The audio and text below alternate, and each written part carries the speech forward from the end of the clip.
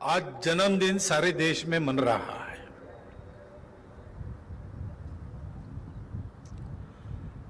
संपूर्ण देश में भेद समाप्त हो जाए,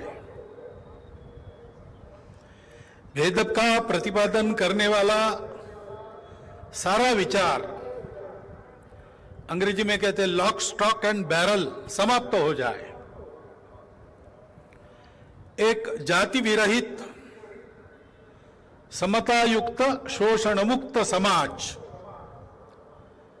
स्वतंत्र भारत में खड़ा होकर अपने देश को बड़ा करे,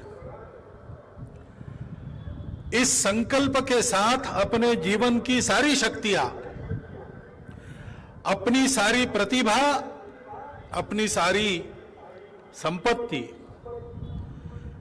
जिन्होंने संकल्प पूर्वक केवल इसी एक काम में लगाई, उनका आज हम स्मरण कर रहे हैं। आज 14 तारीख है, 14-15 तारीख जनवरी की हम जानते हैं, वो संक्रांति होती है, मकर संक्रांति सर्वत्र प्रसिद्ध है। लेकिन सब लोग ये नहीं जानते कि हर महीने की 14 तारीख परिवर्तन की तारीख होती है। सूर्य एक राशि से दूसरे राशि में हर मास की 14 तारीख को जाता है। तो बड़ी संपूर्ण क्रांति लाने वाले मार्ग में आगे बढ़ने का काम प्रतिवर्ष एक एक कदम से होता है।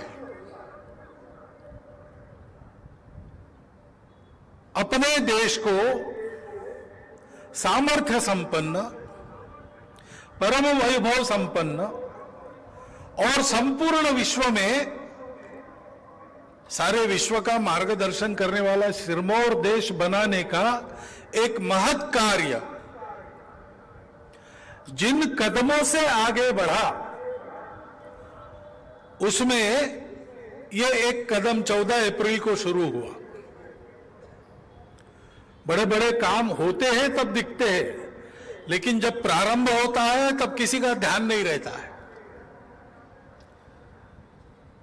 छोटे छोटे हिम के कण लुढ़कने लगते हैं, किसी को ध्यान में नहीं आता, लेकिन लुढ़कते लुढ़कते अपने साथ सारा हिम जमा करते जब वो लेके जाते हैं तो एक बड़ी हिम राशि रास्ते में जो जो कचरा है वो साफ करके एक रास्ता बनाती है।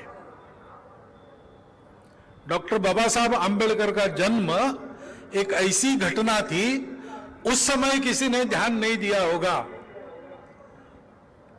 लेकिन वो कदम जब पूरा हुआ तो क्या परिवर्तन आया वो हम देख रहे हैं। डॉक्टर बाबा साहब तो चले गए, लेकिन वो परिवर्तन अभी आना बाकी है। उस बढ़ते कदम की दिशा में हमको हमारे कदम बढ़ाने हैं, क्योंकि हम यहां पर जो संघ के स्वयंसेवक बैठे हैं, हम और यहां पर हमारे जो नागरिक सज्जन माता भगिनी बैठी है, हम सब अपनी स्वतंत्रता का 75वां वर्ष देख रहे हैं, संपन्न कर रहे हैं। उस स्वतंत्रता में अपने वास्तविक स्व की अभिव्यक्ति प्राप्त करने के लिए तंत्र हमारे हाथ में आया, हमारे प्रयास से हमने हाथ में लिया। इस देश में विदेशी नहीं चाहिए, हमारे अपने हाथ में हमारा राज्य चाहिए। किस लिए चाहिए? इसलिए कि गुलामी में स्वयं की अभिव्यक्ति नहीं हो सकती, स्वतंत्रता में होती है। हम स्वतंत्र हुए, स्वतंत्र बनने के लिए स्वतंत्र हुए।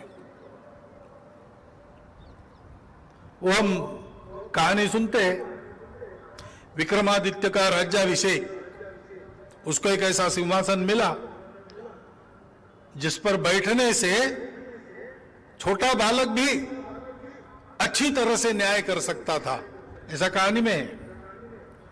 वो सिंहासन उज्जैनी में, राजधानी में उसने लाया,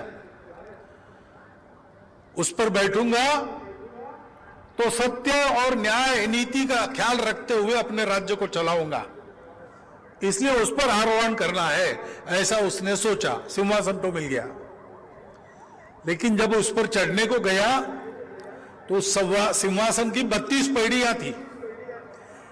एक पैड़ी पर पैर रखा पहले ही तो वहां एक पैड़ी के सजावट में एक मूर्ति लगी थी, पुतली, गुड़िया धातु की। वो बोल उठी कि राजा, तुम इस सिंहासन चढ़ने के लिए एक पैर रख रहे हो, लेकिन तुमको पता है क्या इस सिंहासन पर कैसे कैसे लोग बैठे, उनके कैसे गुण थे, उनका कैसा पराक्रम था?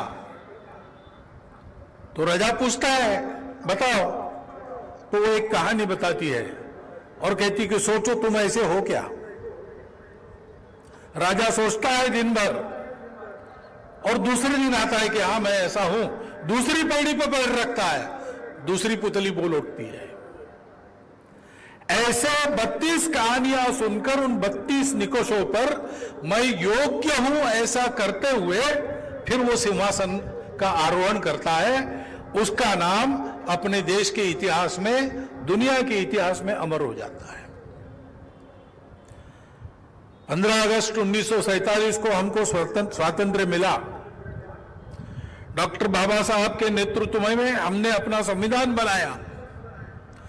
उस संविधान का भारत की संसद में जब लोकार्पण हुआ तो बाबा साहब आंबेडकर ने 2 भाषण किए।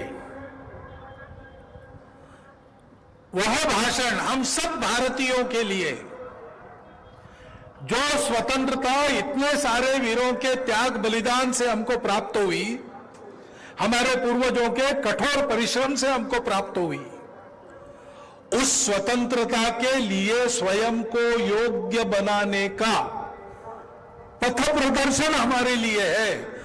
उसको प्रतिवर्ष 14 अप्रैल को और 6 दिसंबर को हम सबको पढ़ना चाहिए। उसके प्रकाश में हम चल रहे हैं कि नहीं चल रहे, इसका आत्मचिंतन करना चाहिए। इतना वो सारे भाषण पथ प्रदर्शक है। उसमें वो कहते एकता का महत्व। बाबा साहब कहते दोनों भाषणों में 2 बातें आई है, मैं शब्दशाह नहीं बता रहा हूं, भाव बता रहा हूं। वो कहता है कि हमारे देश को किसी परकीय शक्ति ने अपने ताकत के कारण नहीं जीता,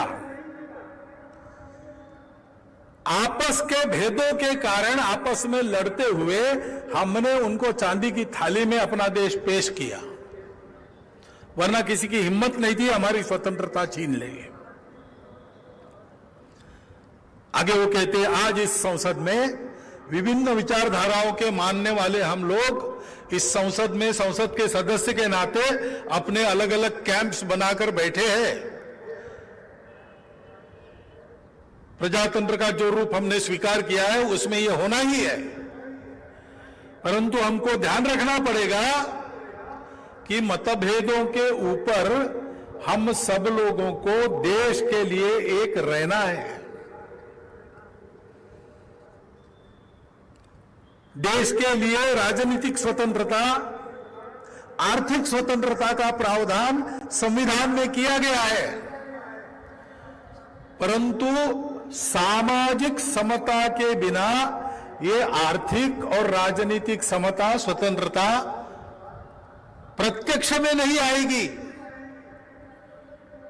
और इसलिए उसका क्या करेंगे, उसको हमको लाना पड़ेगा। समाज के भेदों को मिटाना पड़ेगा। हमारा समाज अलग अलग तबकों का समाज, उसको एक होना है ऐसा नहीं है। हम एक समाज है पहले से। बीच के कालावधि में हमने ही अपने हाथ से ये अलग अलग वर्ग, जाति आदि निर्माण करके उसमें दूरियां बनाई। ये अब मैं कह रहा हूं, विदेशी लोगों ने उसका लाभ लेकर उसको और चौड़ा बनाया। इस चक्रव्यूह के बाहर हमको आना पड़ेगा, एक बनना पड़ेगा, क्योंकि आखिर ये सब सपने हमको साकार करने हैं। राष्ट्रीय स्वयंसेवक संघ की स्थापना भी क्यों हुई? डॉक्टर हेडगेवार बचपन से देश के लिए चलने वाले हर काम में सक्रिय थे। देश के स्वतंत्रता के लिए उत्कट इच्छा उनके भी मन में थी। उसके लिए सब कुछ न्योछावर करने की उनकी तैयारी मन की हो चुकी थी। माता पिता दोनों बचपन में चले गए, इसलिए घर का कोई पास उनके पास नहीं था। घर संभालने का दायित्व भी नहीं था, इसलिए देश के लिए चलने वाले हर काम में उन्होंने भाग लिया। समाज सुधार के काम हो, समाज प्रबोधन के काम हो, समाज में आर्थिक उन्नति करने के लिए कोऑपरेटिव बैंक जैसे उपक्रम हो, समाज के प्रबोधन के लिए वृत्तपत्र चलाना, उसके संपादक बनना हो, स्वतंत्रता के लिए आंदोलन के मार्ग से चलने वाला कांग्रेस का काम हो, अथवा शस्त्राचार से ब्रिटिशों को भगाने की आकांक्षा रखने वाले क्रांतिकारक हो, जो जो भी समाज के उन्नति स्वतंत्रता के लिए चलता था उसके वो कार्यकर्ता बने। प्रामाणिकता से सब कार्यों का उन्होंने अनुभव लिया। स्वयं भी आंखें खोलकर समाज की स्थिति का निरीक्षण किया, चिंतन किया, और इन सारे कार्यों के उनके समकालीन धुरीण जो थे उनके साथ भी उनका घनिष्ठ संपर्क आया, चर्चाएं हुई। गांधी जी, सुभाष बाबू, सावरकर, मदन मोहन मालवीय, चंद्रशेखर आजाद, राजगुरु, कितने ही लोग उनके संपर्क में आए। वो काम करने वाले कार्यकर्ता थे उनके साथ, और सबके विचार जानने के बाद उनको ध्यान में आया कि सबके मन में एक बात जरूर है, विषय सबके अलग अलग है। डॉक्टर बाबा साहब अंबेडकर के साथ भी उनका संबंध था। पूना में संघ शिक्षा वर्ग में डॉक्टर बाबा साहब अम्बेडकर आए थे। उस समय उनके साथ जो लोग थे उनमें से एक बाद में महाराष्ट्र में एमएलए बने स्वतंत्रता के बाद। उन्होंने अपना आत्मचरित्र लिखा, उसमें ये बात लिखी है।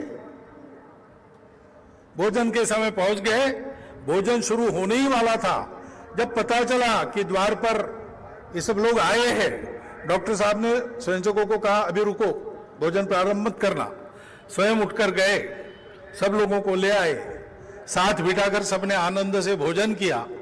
डॉक्टर बाबा साहब अम्बेडकर ने स्वयंसेवकों से बातचीत की, परख के देखा संघ में जाति भेद है कि नहीं। और बाद में दोपहर बौद्धिक वर्ग डॉक्टर हेडगेवार का होना तय था। डॉक्टर बाबा साहब अम्बेडकर को डॉक्टर हेडगेवार ने कहा कि आप स्वयंसेवकों को कुछ बताइए। उनका बौद्धिक वर्ग हुआ। उसमें उन्होंने भारत से सब प्रकार के भेद मिटाने की बात स्वयंसेवकों को कही। ये प्रसंग हुआ है। तो उनको ध्यान में आया कि सबने अपना अपना विषय चुना है, उसमें लग गए हैं। वो सारी बातें एक न एक दिन होकर रहने वाली है, इतने ये सारे लोग तपस्वी है, महापुरुष है। लेकिन सबके मन में एक बात है कि बार बार आक्रामकों के द्वारा पराजित होने की बारी अपने देश पर क्यों आई? आने वाले आक्रामक बहुत दूर से आए थे। हमारे देश की आबो हवा उनके अनुकूल नहीं थी। हमारे देश को वो जानते नहीं थे। यहाँ के रास्ते, यहाँ के जंगल, यहाँ के मैदान उनको कुछ परिचित नहीं था। यहाँ का अन्न उनके अनुकूल नहीं था। यहाँ के पानी, यहाँ की हवा उनके अनुकूल नहीं थी। मुट्ठी भर उनकी संख्या थी। हम लोग सोने की चिड़िया थे। ज्ञान का भंडार हमारे यहां से दुनिया के लिए दिया जाता था। हमारे शूरवीर सुरमाओं की धाक सारे दुनिया में थी। ऐसी परिस्थिति में मुट्ठी भर बर्बर आक्रामकों ने हजारों मील दूर से आकर बार बार हमको पराजित किया। ये इतिहास क्यों बना?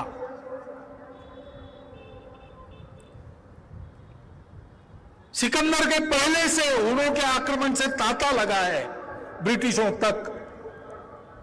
ये क्यों हुआ है? इसलिए कि हम दुर्बल है, हमारी दुर्बलता के कुछ कारण विद्यमान है।